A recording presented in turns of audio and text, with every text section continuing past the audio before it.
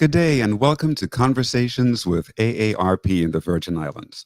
I'm Troy Deshabert Schuster, State Director of AARP in this territory. And once again, it's a great pleasure to be with you. We hope that all of you are remaining healthy and away or free from COVID 19. Please remember to exercise all precautions and wash your hands, especially, and wear those face masks. Today, we're joined by two very special guests. We have with us Commissioner Kimberly Causey Gomez, Commissioner of the Department of Human Services, and also with us, Director of Asset Management for the Virgin Islands Housing Authority, Jimmy Farmer. Good day. Welcome to the show. Good day, Troy. Thanks for having us. Thank you for being with us, and welcome, Jimmy. Your first time on our show. We hope this will be the first of many other appearances with us on Conversations with AARP in the Virgin Islands. And we're having some technical difficulties with Jimmy. I think you're muted. Yes, there you are. Okay, please proceed. All right. I would say on behalf of the Virgin Islands Housing Authority, we appreciate the invite. Thank you. Thank you for being with us. And so, as we were discussing prior to the show, there are probably some questions in people's minds as to how does Human Services and the Virgin Islands Housing Authority interact? It seems to be like a bit of an overlap there. In my humble opinion, I thought that maybe housing came under Human Services. But can you explain the differences to us, either one of you? Sure. Well, I'll allow Jimmy to go first to talk a little bit about the overall arching what housing authority is, because it's very different than Human Services. We actually support some of the residents in some of the facilities. So Jimmy, why don't you just give a quick overview of housing authority and what you do? Absolutely, Commissioner, and thank you again. So the Virgin Islands Housing Authority, our main goal is to house people within the territory. That's between St. Thomas, St. John District, and also St. Croix. We do have developments that have a high population of seniors living within the community. Those for St. Croix particularly, Joseph E. James, Wilfred Pedro, you may know it as Wim Garden. And then for St. Thomas, you have Lucinda Millen. And so since some of those communities have a large population of elderly individuals living there, the community resources, particularly what the Department of Health, the Department of Human Services offers, are services that go far and beyond what regular management may be able to do on a day-to-day basis, such as Medicare management. If there's a need for our elderly population to have meals, we reach out to the resources within the community to be able to provide the services to our valued residents. Okay, so now you mentioned certain homes for the elderly or assisted living communities, actually assisted living communities, right? So Lucinda Millen would be an assisted living community, is that correct? So, and just to be clear, these are public housing developments. So these are not the normal assisted living communities. When you think about assisted living communities, you have services that the residents are able to take advantage of on a daily basis, such as medication management, food prepared daily for the residents. For public housing developments, the services that you would normally get in an assisted living community are not necessarily offered in the public housing developments. However, if we notice that residents who are living in these developments are able to take advantage of some of the community services that are offered, our job for the Virgin Islands Housing Authority perspective is to be able to connect our valued residents to the services within the territory to create that win-win resolution. Okay. And so now switching to Human Services, then what do you all do with regard to housing and the elderly? So there's different stages for our elder population. So you have that first stage of active and well, and they're independent, and they really don't need a lot of support. Maybe their families are doing great. Maybe they're volunteering their time. They're very active in their lifestyle. You're starting to slow down, and they may have their own senior type apartment. They don't really need a lot of assistance still, but there's some fall prevention. Maybe there's some medication management. Then they kind of get into the, supportive of the daily living and the daily functioning. And that's kind of more like a retirement type of place. And that's where, maybe your social programs like our senior centers may come in place. We have a senior volunteer program that, helps with the employment purposes. And then we have Meals on Wheels, our nutrition programs. And as you kind of keep going, maybe your health is declining a little bit more. Maybe you need assisted living or memory care. And so your adult daycare programs, that kind of thing. And then you get into your long-term care, your skilled nursing facilities, which right now we don't have a skilled nursing facility. And that's what Human Services is working towards. We have the 2 homes for the aged, like Troy, Queen Louise home for the aged in St. Thomas and Herbert Gregg home for the aged in St. Croix. And right now we're in the midst of really trying to expand both of those 60-bed facilities and become a skilled nursing facility that's certified by CMS or the certified Medicare and Medicaid. So then that way we are able to expand the services that we give. Right now, because it's more retirement, we provide nursing and nutrition there. But when it gets to really the long-term effects, that's really what we really want to, our goal, our ultimate goal. How we work with housing now, I sit on the board as commissioner. I sit on the board of commissioners on Housing Authority. So I'm actually at every meeting every month. And so we review everything that's been happening. And they've had a lot of damage, through the storms and stuff, and still rebuilding aspects of things. So a lot of times their resident managers? What is the term, Jimmy, that's correct on that? Property managers. So they may refer, so they may see someone that may need assistance. So they may need nutrition or somebody to check on their medication or some home or personal care. And so they'll do a referral for us. And so maybe Lucinda Millen may have 60 people, and maybe we only are serving maybe 10 or 12 of those 60. Because the others are doing just fine. It's just a few that may need assistance. I think one of the biggest gaps, Troy, for us is right now is there's not enough of the levels or the stages in the territory to cover all the needs that we have. And there's a lot of people that do live alone that have a little bit of support by family, but it's a gap for us within our community. It's not a Human Services, it's not a housing authority, it's actually a gap for our territory. That is a significant gap. And, one of my dreams has always been to see the Virgin Islands become a great retirement destination, right? You look at Southern Florida, and it's amazing how many retirees from all over the country flock to Southern Florida, and they do so much to enhance the entire economy, and they're working, they're active people, they have all the services and facilities we need. Could you imagine if the Virgin Islands could have become a retirement destination like that? And we do have the potential for that, right? And I think we have potential. I think the health aspect has to be stronger. Exactly. The whole spectrum, right? Starting off with our hospitals, all of our healthcare, assisted living communities offering different levels and different classes of service, et cetera.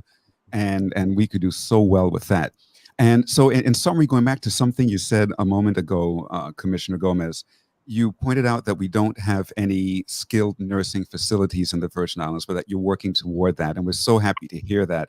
And again, for our listening public, a skilled nursing facility is a facility that has been certified by CMS, right? So that they can bill Medicare and Medicaid for their clients' care. And so we need that here in the Virgin Islands. And I'm so happy to hear that you're working toward that. And hopefully in the future also building a stronger partnership with the Housing Authority so that you can really cover that whole spectrum from people who may need no assistance to just a little assistance all the way to full skilled nursing. That'll be fantastic. Well, the other part that's exciting is that you can't do that until you know what you have, right? And so luckily under the Brian Roach administration, they've done a huge Healthy Horizons and Healthy Housing initiative where they're actually did an assessment of senior living, behavioral health, and some of our youth programs to get a comprehensive look of where we are and where those stages, where we're missing some things. And so we're right on the cusp of that. We've had some wonderful people in our community that have participated in those task force. Dr. Julia Sheen, our policy advisor, has been helping with that under the Office of the Governor. And Brian Roach administration has been amazing when it comes to the support of finding where we are in order for we know where we go, because the data is really important. It is. It is. And I'm so happy that the governor, our Governor Brian, has started this Healthier Horizons and especially the Healthy Housing Initiative. By the way, AARP, we're part of that. We serve on that task force, and it's a great honor to be at the table. Now, can you tell us, starting first of all with Director Farmer, what ideas, what plans do you all have on the table or on the horizon, as the case may be, for working together with the Department of Human Services to enhance housing for our older population here? Great question. And Commissioner brought up a very good point. With the territory experiencing an increase in our aging population, the Virgin Islands Housing Authority has a very robust asset repositioning plan, which does include building housing for our aging population, both in St. Thomas and St. Croix. Currently, the agency has roughly 3,000 public housing units. We're looking to decrease that footprint between both territories to about 1,500 to include utilization of vouchers for individuals to go to different developments. And with the infrastructure that we have left, the units that we have left online, those will be revitalized. And so again, because we do recognize that the territory has an aging population, a lot of our new developments will be comprised of units for that particular population as well. And she also mentioned the lack of... Go ahead. No, I was waiting for you. Yes, thank you. Okay, sorry about that. She also mentioned... Commissioner also mentioned that there was a lack of skilled nursing facilities, and that's very true. With the territory having such an increase in an aging population, we really need to be looking at territory-wide. And again, as she mentioned, it's not a housing authority issue, it's not a Department of Human Services issue. It is a territory issue that we have to recognize and make sure that we're putting policies and procedures in place that really does help the aging population, such as having these skilled nursing facilities, and to include the assisted living communities with the memory care units as well. Memory care, very important, especially as we see a rise in dementia and Alzheimer's disease. So very important. And going back again to what you said earlier, Director, you mentioned that the Virgin Islands is about to decrease from 3,000 housing units to about 1,500, and then giving vouchers to people to go to other facilities. So are these other facilities privately owned, government subsidized facilities? Am I correct in assuming that? Correct. Or if there's a private landlords that they wanted to opt to move into, that would be an option as well. We're not positioned to be able to build that overnight. This is a long-term plan for the agency, but we have began both in St. Thomas and St. Croix with our repositioning plan. Okay, excellent, excellent. Commissioner Gomez? Well, I'm so excited, I can't even stand it. So one of the things that is going to be, we really want people to be able to stay home, because you really, if you're hearing it, I want to stay home and I want to age at home. And so how do I do that?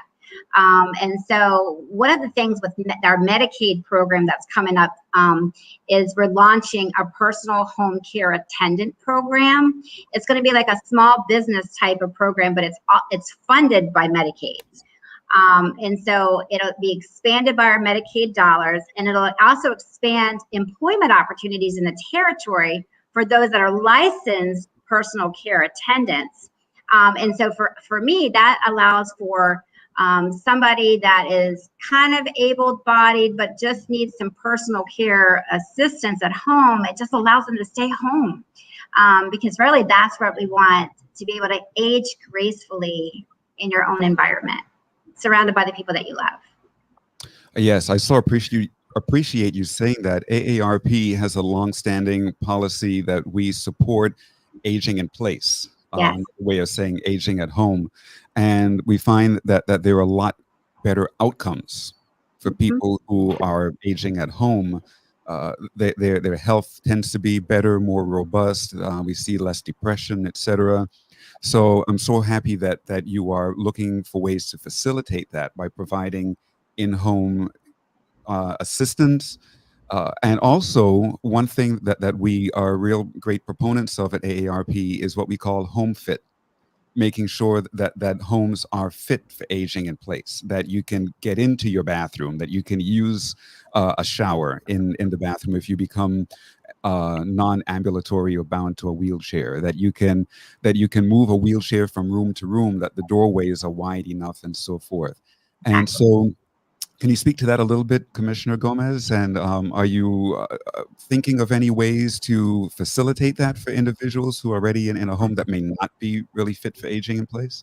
Well, I think the accommodations aspect of it, like you just said. In fact, I was just talking to someone yesterday. They were like, I have my parents home. I want to keep them here, but I need a larger bathroom to accommodate the wheelchair. I need a roll-in shower to accommodate that, and what funds are available. So I think we're going to have to be looking for some grant money specifically to help with the accessibility and the accommodation.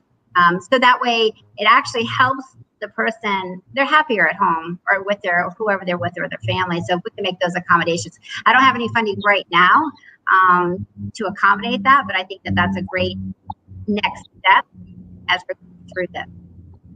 Yes, yeah, very important. We at AARP, we were supportive and actually proposed a bill called Livability, the Livability Act. Okay. And what that bill provides, and it's law here in the Virgin Islands now for several years, anybody who wants to retrofit their home, even as simple as just putting a handicap bar on the wall near the toilet, or installing a handicap size or disabled size toilet, if they go through the Department of Planning and Natural Resources and get a permit to do the work, and it should be a very simple permitting process, then they can experience a 10% discount on the real property tax for 5 years, by just making the house a little more livable for somebody who is disabled, or more visitable for somebody who's disabled. So it's a really great thing that people should be aware of and take advantage of. And it's a small help, but it's a help nonetheless to getting a home retrofitted. And in some cases, that discount can cover the entire cost of the retrofit, if it's, again, something as simple as putting handicap bars in the bathroom. Or ramp, that's the other part of it too. Is like, especially here, because we have some real older buildings too.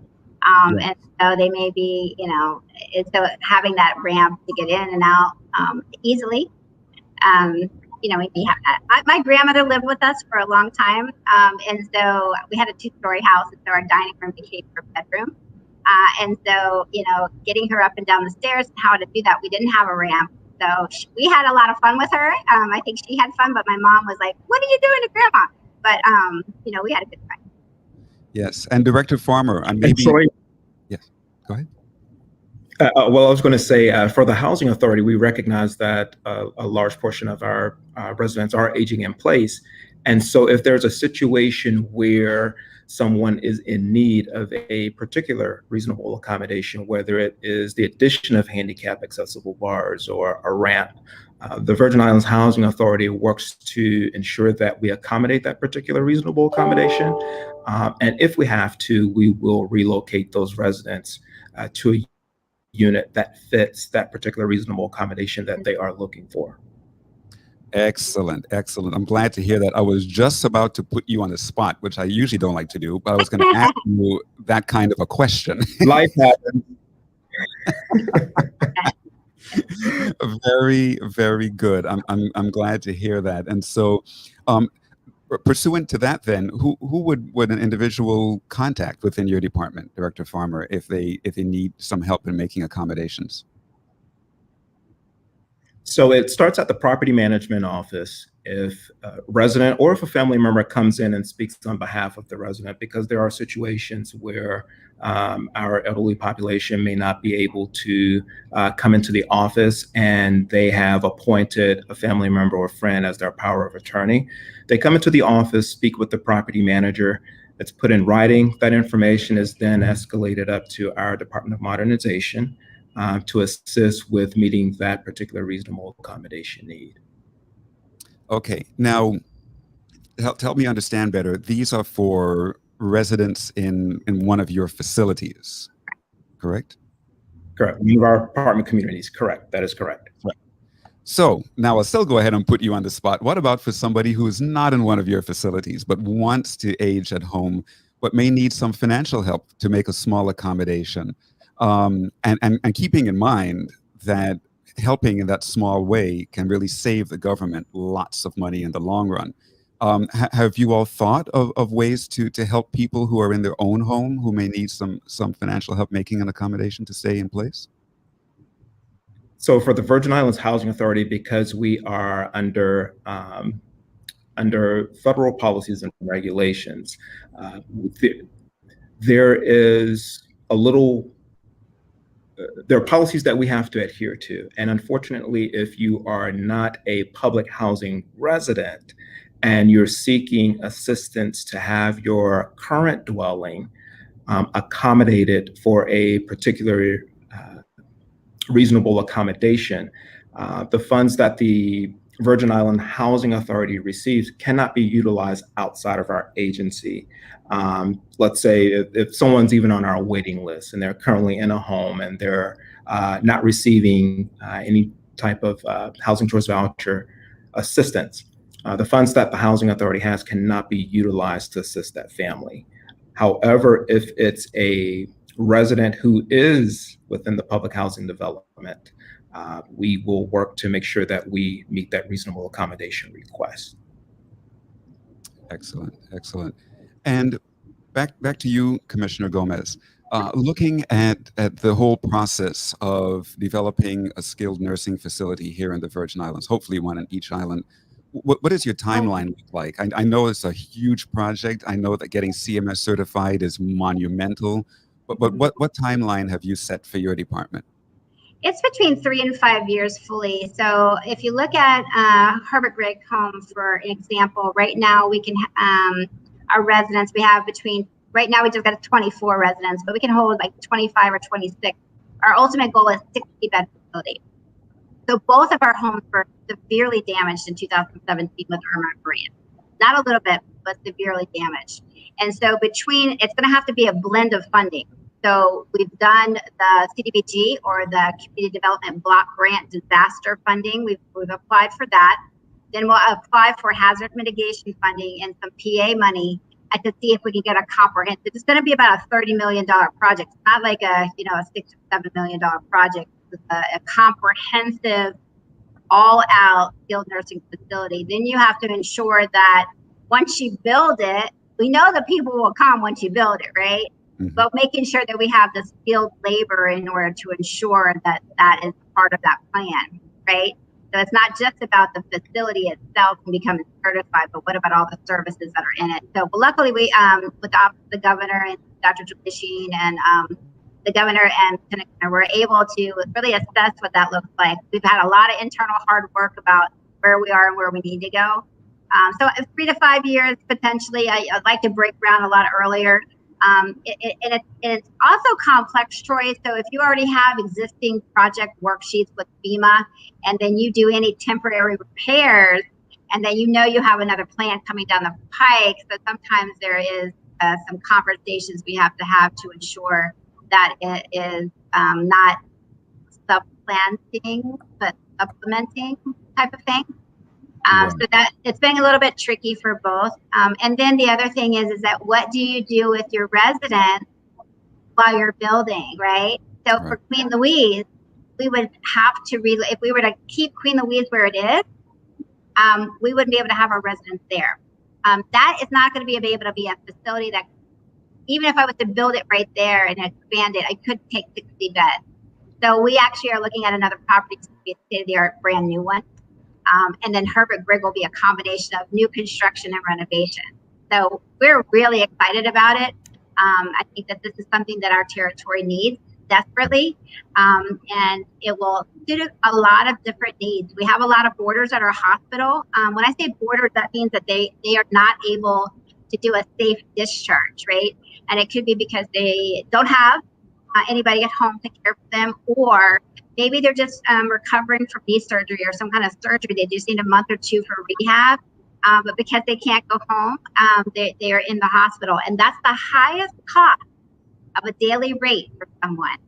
So it's cost effective for the government eventually to have. Right. We're almost out of time, but just one last quick question.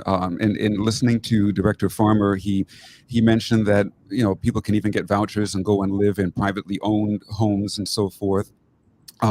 Now, looking at these skilled nursing facilities and realizing that the government can't do everything for everybody, have you all considered maybe giving some private companies some incentive to build skilled nursing facilities here in the territory? Has that been part of the thought? One thing that the Virgin Islands Housing Authority is looking at as we look at some of the new developments that we're venturing into is being able to have those wraparound services for our aging populations in place at those particular communities that service our aging population.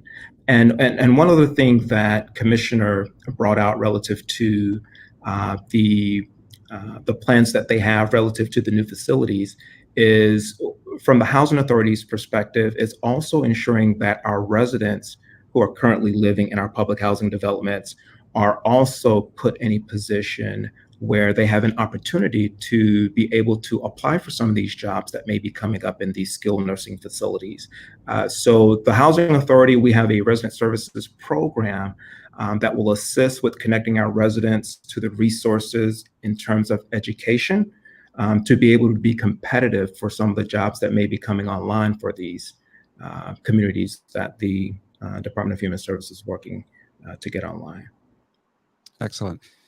And you have about 30 seconds for any final comments, Commissioner Gomez? Never enough time with you, Troy.